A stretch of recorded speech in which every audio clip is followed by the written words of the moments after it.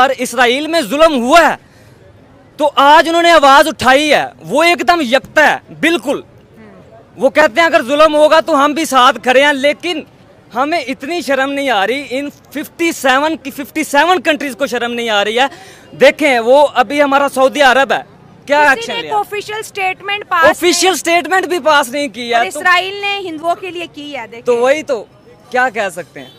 अच्छा सर, यहाँ पर एक ये भी सवाल पैदा होता है कि बांग्लादेश के अंदर हिंदुओं के ऊपर जिस तरह से अटैक किए जा रहे हैं, गर्ल्स का रेप किया जा रहा है, बॉयज़ को जिस तरह से बहुत बुरी तरह से उनके ऊपर अटैक्स किए जा रहे हैं, लेकिन यहाँ पे ये भी सवाल हो रहा है कि कोई मुस्लिम कंट्रीज का स्टेटमेंट नहीं आया कि हिंदुओं के ऊपर जुल्म बंद करो।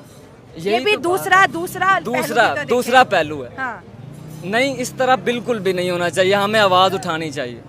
मैं तो यही कहूँगा। ये मतलब अगर हमारे आपस के मुसलमानों के कोई मसले मसाइल होते हैं, पाकिस्तान हो, बांग्लादेश हो या और भी इस्लामी कंट्रीज, तो आज आके आखिर में सारा गुस्सा हिंदुओं पे क्यों निकालते हैं? ये तो गलत बात। मतलब ऐसा होता देखा है कि नहीं? देखा ऐसा ही होता है। ऐसा ही होता है, बिल्कुल ऐसा ही, 100% ऐसा। ओके, आपसे करेंगे क्योंकि आपका इंट्रोडक्शन मैं करवाती हूँ, जो आप एमफिल के स्टूडेंट हैं। ये क्या वजह है कि आज इसराइल बांग्लादेश के हिंदुओं के लिए बात कर रहा है, उनके साथ गलत हो रहा है, हम भी कंडेम कर रहे हैं? जिस तरह हमने फ़लस्तीन के लिए आवाज़ उठाई थी कि वहाँ के मासूम बच्चों को टारगेट ना किया जाए, वहाँ के जो रेजिडेंशियल एरियाज़ हैं उनको टारगेट ना किया जाए, लेकिन आज इसराइल जो है बांग्लादेश के हिंदुओं के लिए बोल रहा है, लेकिन 57 इस्लामिक कंट्रीज़ क्यों खामोश है? वो क्यों स्टेटमेंट पास नहीं करी कि बांग्लादेश के हिंदुओं के ऊपर अटैक्स बंद किए जाएँ?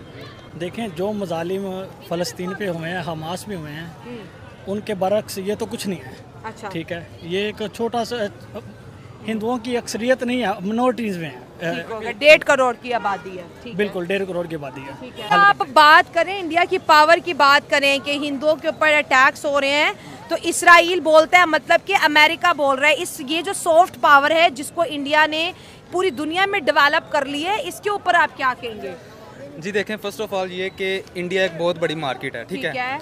अब फर्स्ट ऑफ ऑल आप किसी शॉपकीपर के पास जाएंगे, वो अपने कस्टमर को कहीं नहीं जाने देगा। हाँ, ठीक है। अब इंडिया की आबादी इतनी है, उसने अपनी पूरी दुनिया में पहचान बनाई है कि वो उसके खरीदार बहुत हैं, ठीक है।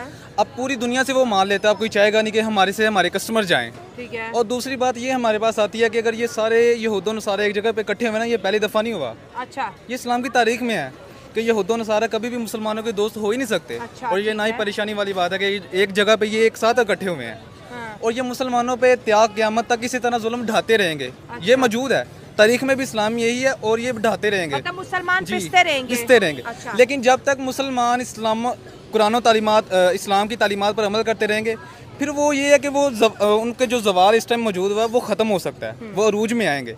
और इंशाल्लाह अगर जो आज की कौम पढ़ लिख रही है हमारी पाकिस्तान की, और अल्लाह से दुआ यही है कि जो आज की कौम पढ़ी है ये ईमानदारी के साथ पढ़े, और जो इनके अंदर सर यहाँ पे ये भी सवाल है, देखिए जैसे हिंदुओं पे अटैक्स होने हैं तो मुसलमान नहीं बोल रहे, लेकिन हिंदुओं पे अटैक्स हो रहे हैं, इंडिया बोल रहा है, इसराइल बोल रहा है। दूसरी जानिब अब इंडिया में ये भी डिमांड की जा रही है कि इंडिया के जितने मुसलमान हैं उनको निकाल के मुस्लिम कंट्रीज़ भेजो, और जो हिंदू है जिनके ऊपर अटैक्स किए जाते हैं बिला वजह के, उनको जो है इंडिया में लेके आओ। तो ये जो वो चीज़ लाने की इंडिया में कोशिश करें कि मुसलमानों को यहाँ से निकाल दें NRC के तहत, और CA के तहत जो है हिंदुओं को लाया जाए इंडिया में।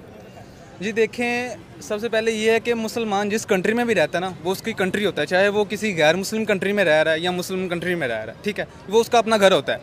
अब ये सारी जो है, ये सारे लोग जो यहूद नसारा, ये इकट्ठे होकर पाकिस्तान के खिलाफ, मुसलमानों के खिलाफ खसूसी तौर पर ये चालें चल रहे हैं। अच्छा। ठीक है, और ये चालें चलते रहेंगे, ये चालें चलते रहेंगे। के हिंदुओं के ऊपर अटैक हो रहा है, इसराइल बोल रहा है, तो इसमें मुसलमानों के खिलाफ साजिश कैसे हो गई? जी साजिश देखे ना, ये सिर्फ यही चाहेंगे कि ये किसी तरह से ना नऊजुबिल्ला ये गैर मुस्लिम हो जाएं। अच्छा जी, यही तो मकसद है। जो काफिर होते हैं उनका मकसद क्या होता है कि मुसलमानों को उनके दीन से दूर करना, उनकी तालीमात जो उनके नबी ने तालीमात दी थी। तो खुद ही अपने दीन से दूर हो चुके हैं, वो उनकी वही तो बात है ना, मुसलमान अपने दीन से बहुत ज्यादा दूर हो चुके हैं। हम दूसरों पहले भी यहूदों अंसार जो हैं पहले भी इसी तरह इकट्ठे होते थे, लेकिन मसला ये आज कोई उम्र नहीं है, आज कोई उम्र नहीं है। वो कहते थे कि अगर एक उम्र भी और होता ना तो पूरी दुनिया में कोई आपको काफिर नजर नहीं आता। आज सऊदी अरब है, वो कुछ भी एक्शन नहीं ले रहा, पूरी दुनिया की अक्सरियत मुसलमानों की वहाँ पे जाके हज करती है, उम्रा करती है। मुसलमानों का एक बुनियादी मरकज़ है, ठीक है। वो कहते हैं ना, वो पढ़ता हूँ तो कहती है ये खालिक की किताब है, मिसले यहूदी ये सऊदी भी अजाब। उस कौम के बारे में क्या लिखूं फराज, काबे की कमाई से जो पीते हैं शराब। क्या कहेंगे इस कौम के बारे में आप? वो मुसलमान है, मुसलमान नहीं है। ये 57 ये जितनी भी मुस्लिम वाली कंट्री हैं, इन पे जो भी हुक्मरान आए हैं, किसी बंदे ने एक्शन नहीं लिया सिवाय एक ईरान के। उन्होंने थोड़ा सा कॉन्टेस्ट किया है इसके ऊपर। ईरान का भी फिर हाल देख, ईरान का भी आप हाल देख रहे हैं। उनको भी किसी ने नहीं पूछा, फिर किसी कंट्री ने नहीं पूछा है उनको। उनका इब्राहिम रईसी को हवा में ही सुला दिया, बिल्कुल हवा में सुला दिया, और किसी ने एक्शन लिया? मुस्लिम कंट्रीज को और वो जो हिंदू हैं वो थोड़ा सा, हालांकि फलस्तीन के मुकाबले में क्या हो गया, कुछ भी नहीं हुआ, कुछ भी नहीं। अभी मैं कहता हूँ 0.1% भी नहीं किया और वो एकदम यकता हो गए, ठीक है। और यहाँ पर 57 कंट्रीज हैं, सबसे बड़ा मसला ये है। और पाकिस्तान एटमी कुव्वत होने के बावजूद कोई एक्शन नहीं ले रहा, ये दुख की बात है और बहुत दुख की बात है। और ये इसका जवाब इन्होंने अल्लाह को देना है जाके।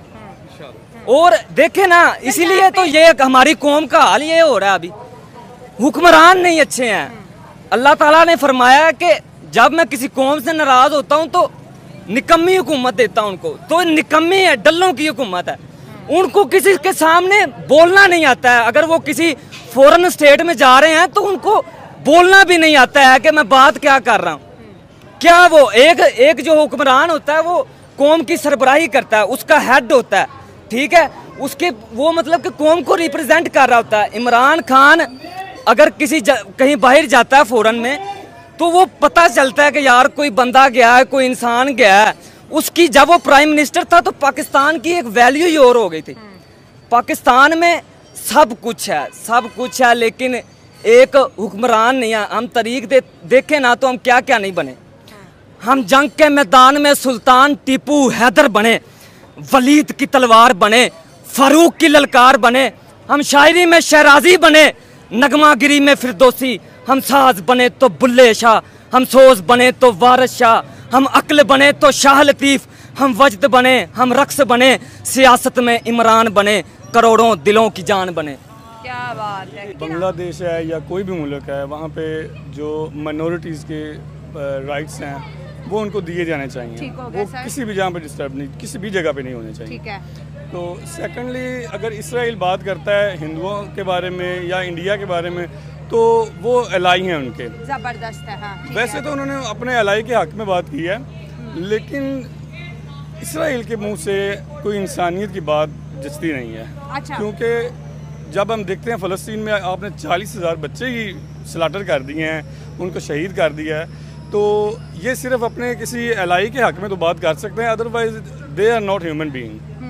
तो मेरा ख्याल है कि ये इनको ये सूट ही नहीं कर दी। सर, कहीं ना कहीं ऐसा भी लग सकता है कि इंसानियत की तो बात ठीक है, जैसे आपके पहली स्टेटमेंट से एग्री करूंगी कि कोई भी माइनॉरिटीज़ है या कोई भी रिलीजन है, ह्यूमैनिटी फर्स्ट होनी चाहिए। दंगों में किसी भी मासूम जान को नहीं जाना चाहिए। लेकिन कहीं ना कहीं ऐसे भी लग रहा है कि इसराइल बांग्लादेश से अपना बदला भी ले रहा है, क्योंकि बांग्लादेश ने फ़लस्तीन का साथ दिया था।